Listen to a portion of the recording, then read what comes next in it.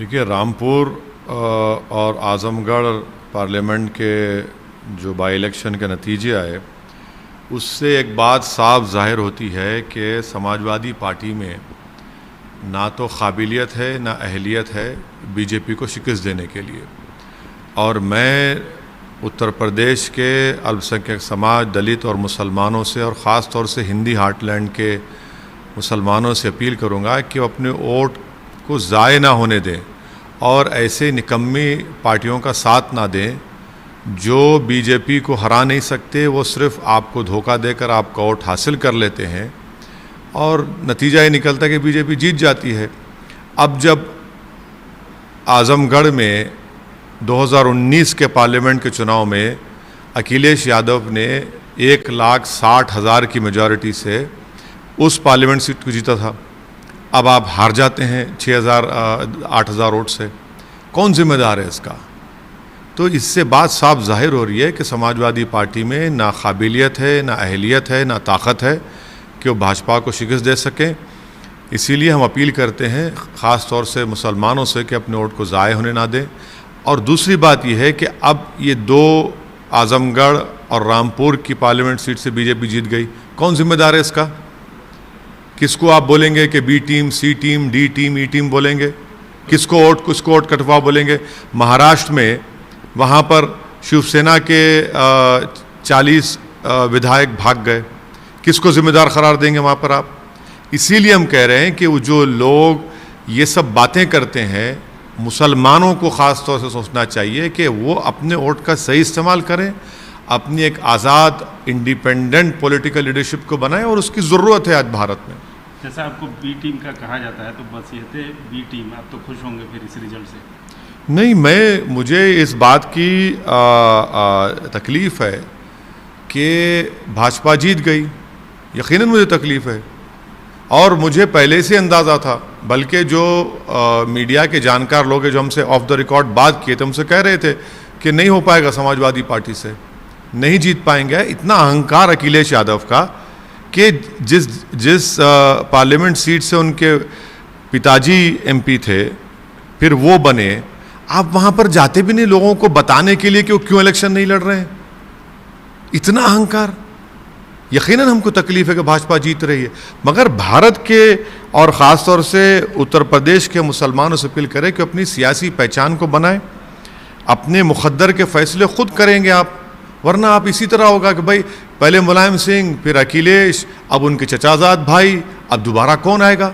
पर गुड्डू जमाली को वोट देते तो क्या हो जाता? क्या आसमान गिर जाता?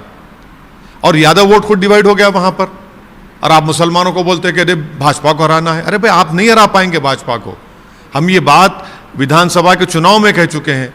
मार्च में उसी पार्लियामेंट के क्षेत्र में आपने 4 या 5 विधानसभा जीती, आज आप हार गए।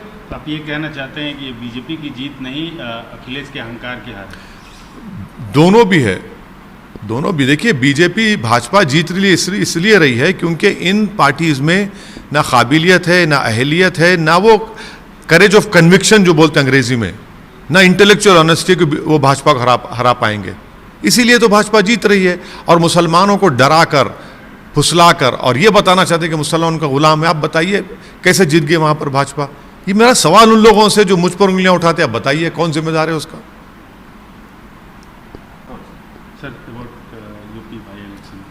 Well, the recent result of the by-election of Rampur and Azamgarh Parliament constituency clearly tells us once again that the Samajwadi Party neither has the capability and the capacity and the integrity to defeat BJP.